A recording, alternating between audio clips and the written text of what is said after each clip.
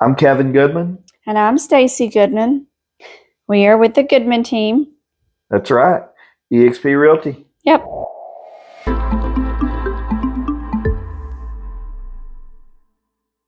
So today we're going to talk about the Texas Realtor Magazine. I don't know if y'all Texas Realtors read this. I'm sure there's a similar magazine. I would assume there's a similar magazine in other states. But today we're talking about the Texas Realtor Magazine. If you're a realtor, you should be reading this from the beginning to the end. That's what I do. Is we get it and You're good. I'm fiddling. You're good. You're on. This is usually why my mic doesn't work, is because I fiddle with it too much or it's scratchy. Anyway, so I read it from the beginning to the end. There's always really good nuggets in here. I'm not very techie, but I want to be. So I always look at all of the stuff that they say that we should have, and I try to get it because I like stuff. So Stacy's a reader. She reads the whole thing. I'm a browser. I'll browse through, and if I see something that catches my eye, I'll read it. And just by browsing through it, I find things that I might not need at that moment, but maybe a month later, I go, "Oh, I read something in the Realtor magazine about that. I need to go back and see what it said, so I can go back and get some clarity on something, or maybe pick something up that I didn't know, or gosh, maybe even look like a professional." Right.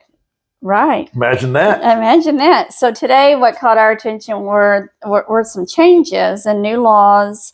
The Texas Real Estate Commission, there's going to be changes to some of the forms, but there's some interesting things in here. There's several bills that passed. So you want to talk about it first? So every time the Texas legislature meets, they change laws. Some of those laws occasionally will affect Texas realtors. I mean, there's probably thousands of laws changed every time that there's a legislative session. And y'all know y'all can go to the Capitol and y'all can sit in on those sessions. In on the sessions, be a part of it. With this session, there were quite a few changes that Trek or Texas Realtor Magazine publication thought that we should know as realtors, and thought that we should be able to convey to our clients.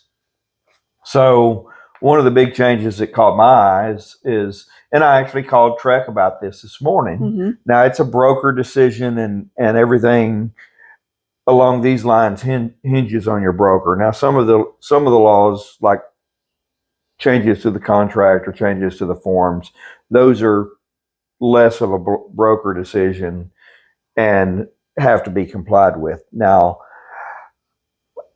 brokerages can determine how they run their relationship with their agents. We're all independent contractors. Mm-hmm. So that being said, for the last few years, me and Stacy have been on a chase to get an LLC and have the brokerage start paying our LLC out of, or through advice from our tax preparer. It helps us with our taxes. So that being said, the problem with me and Stacy has been that even though we've been doing this a long time, we've never went out and chased a broker's license. Right. So our LLC, the way the law was written, had to have a broker named as a brokerage of the LLC, or broker of the LLC. The brokerage brokers were restricted from just blanketly being named. So that being said, you either had to find a broker you could pay that was part of the brokerage to be named to accept some liability for your LLC, or you had to get your own broker's license, which that was our plan. One of us was going to get a broker's license, and one of us still may get a broker's license at some point. But the law, according to what I'm reading, and I'm going to read the law to you so you have a understanding of what it says. So this is a takeoff that the Texas Realtor Magazine has printed. Trek says this is the only information that they have as well, that we should stay tuned for further interpretation of the law. January 24th, 2020, or January 1st, 2024, a business will be exempt from the business entity licensing requirement if the business entity receives compensation on behalf of a broker or a sales agent. The business entity performs no other act of a broker. The business entity is an LLC or S Corp. The business entity is registered with TRAC, and the business entity is owned at least 51% by a license holder on behalf of who the entity receives compensation. For example, with us, our LLC would be receiving compensation on our behalf, and we own 100% of it. We'll be able to be paid through our LLC, and that'll help us with our tax liabilities. Anyway, that's one that Trek's still working on and still interpreting, and there'll be further things that come out of that. Stay tuned. Yeah. So another change that's interesting to me is wholesalers. Okay. The wholesaling business is pretty big here in Texas. It's been a little more difficult for wholesalers to get bargains over the last few years.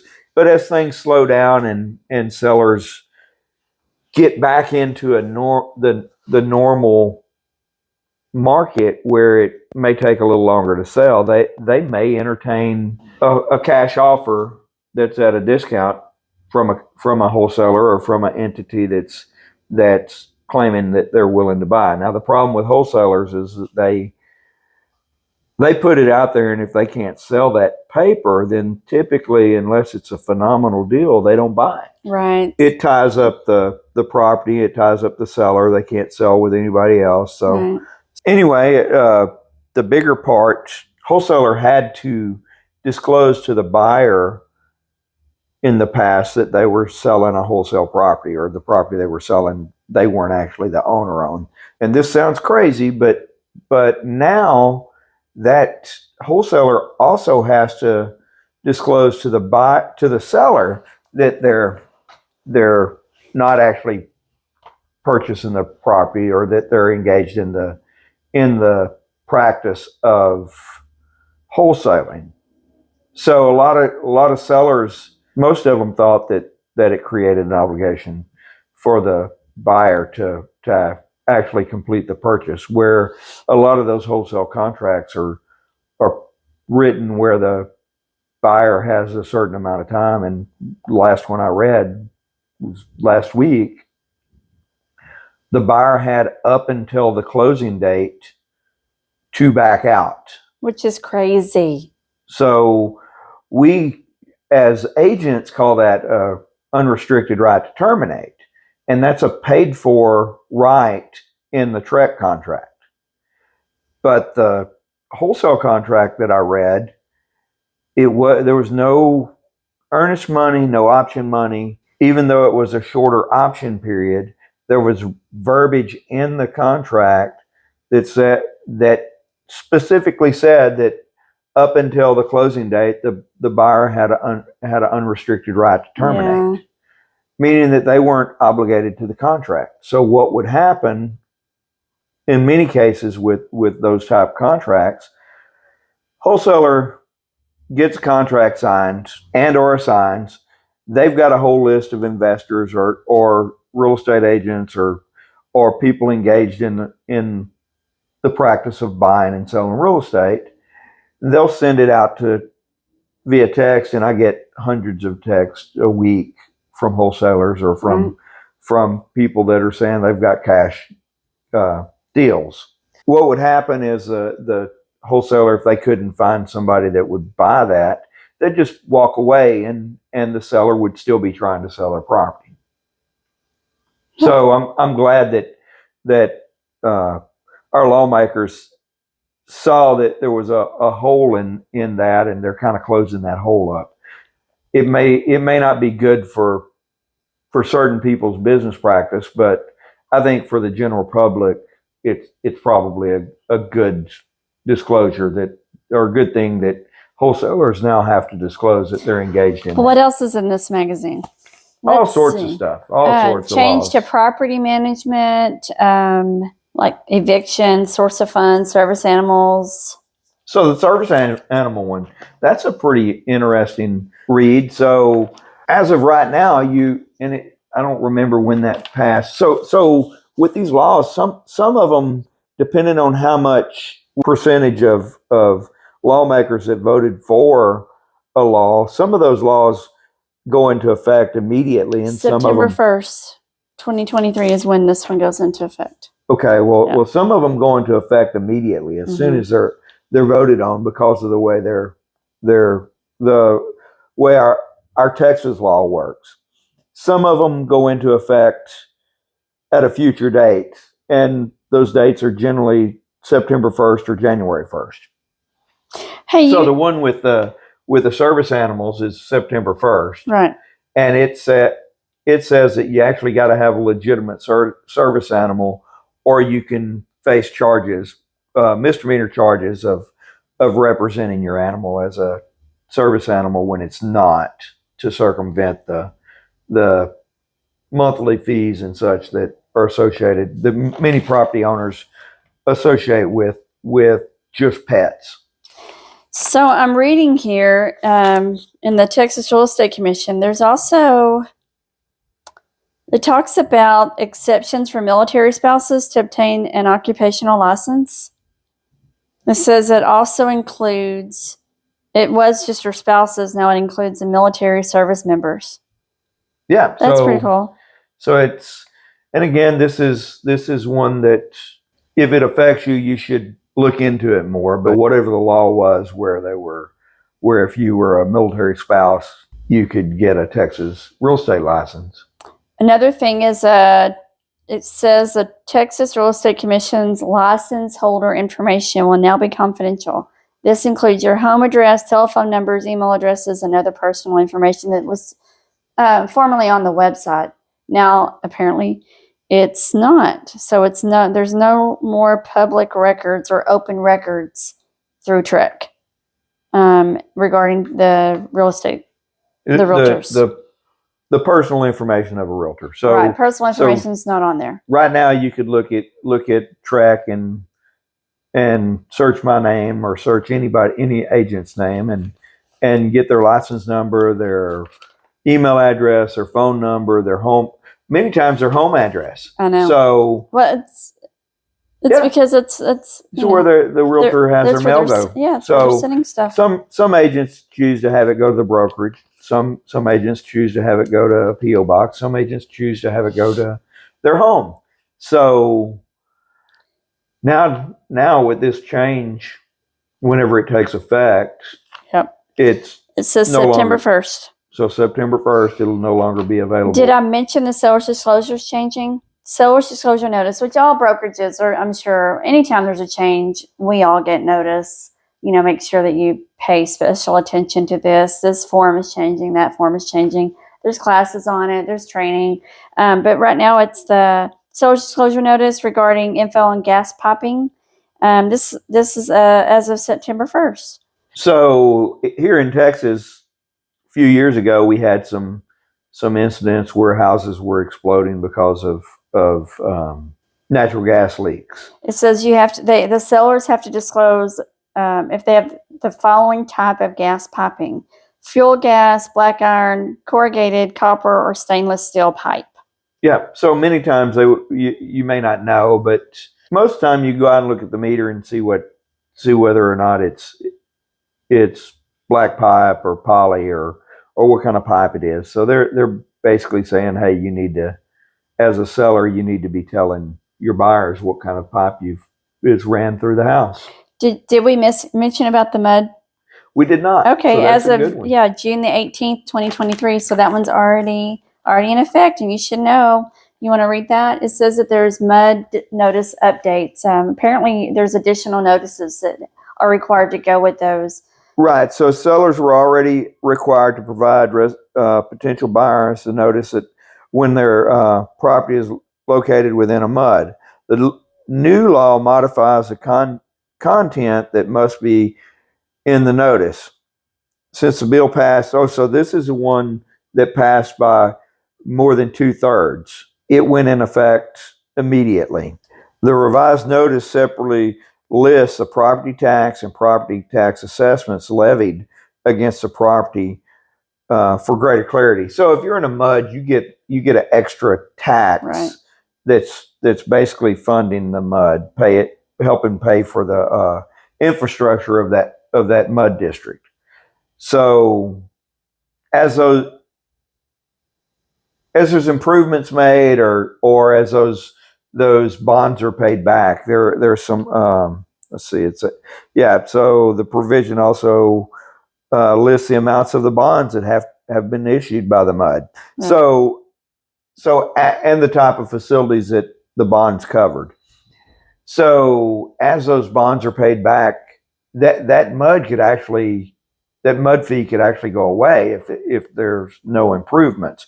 But according to the new law, they're going to have to make it more clear as to what it's costing you to be in that MUD. Right. If you're not from Texas, you may not know what a MUD is. So some municipal utility district. Right. So that means that they've got either their own private water supply, or their water supply comes through a private system.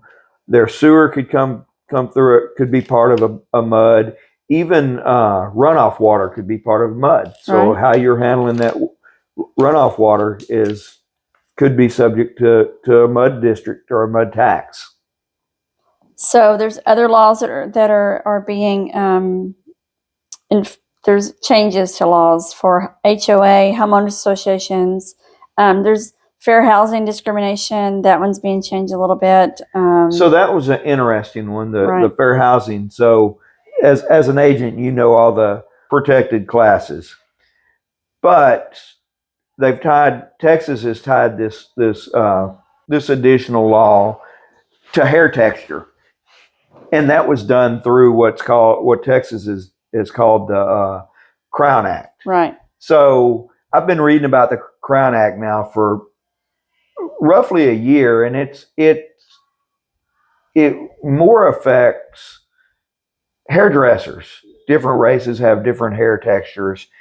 There were people that were exploiting or using texture as a reason for not doing whatever the client wanted them to do to their hair. Mm.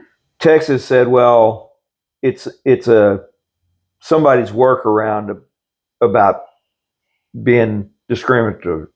So they were using, I don't do that texture of hair, and it was basically a discrimination. It was not about the texture of hair. So that being said, it's all tied back now to this Crown Act. Right. Ties it into fair housing as well. Which anything we can do to further the anti-discrimination laws is wonderful. So we have HOA, real property records, property tax appraisal process. Whole page of property management. Yeah, whole page of property management. And then geothermal rights, which was already in effect for us as of June the 18th. That's where you use groundwater to heat and cool your house rather than using a traditional AC system or a traditional heat system. Right. Water deep within the earth maintains a set temperature. Our school district, for example, we're in Ennis. Our school district had a geothermal well where they pump water out of the ground through a heat exchanger to heat and cool the school. So it saves money. Right. Our lawmakers have created a geothermal right, just like a surface right or a water right or an air right.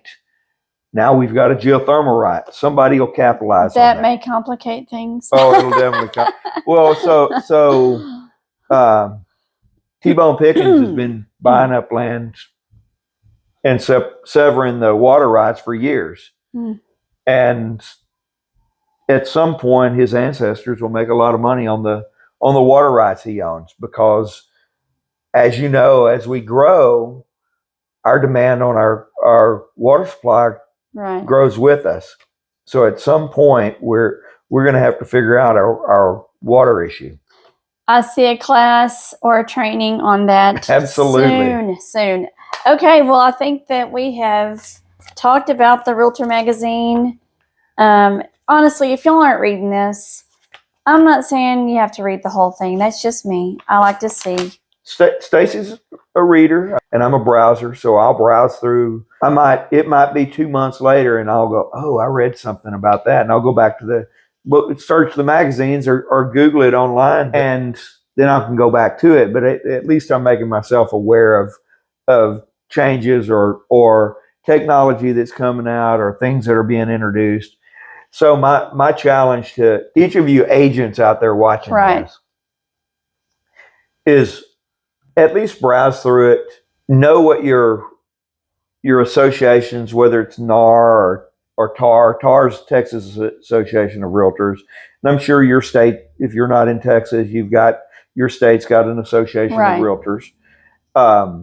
Even DeTrek, which is Texas Real Estate Commission. Our commission offers resources to agents. We pay for those resources. Every one of these associations offers resources. The 80-20 rule comes to mind. So 80% of the work is done or business is done by 20% of the agents. And that's just in general. That's not a hard rule, but that is in general. So if you think about it on those terms, it doesn't take a whole lot to make you stand out. Know what your benefits are that you're paying for already, and use them. Stand out. Be an agent of change. Yep, there's so much knowledge out there that you already pay for. You can read these magazines or go on the websites for your association or National Association of Realtors, Texas Real Estate Commission, all of those. You can go on the website. There's so many free services out there. There's information to get to your buyers, your sellers. There's information for you, and there's free stuff. I love free stuff. So just use what you pay for. Do it. Be the change. Be different. Knowledge is power. And I probably just made that all scratchy. I'm so sorry because I'm a fiddler. My mic is usually not the greatest. But anyway, I'm a fiddler, and read your magazine. That's Stacy. I'm Kevin. We're the Goodman Team with eXp Realty. Subscribe to that channel so that you get the alerts. Anytime we drop a video, you'll get it first. Amen. Amen.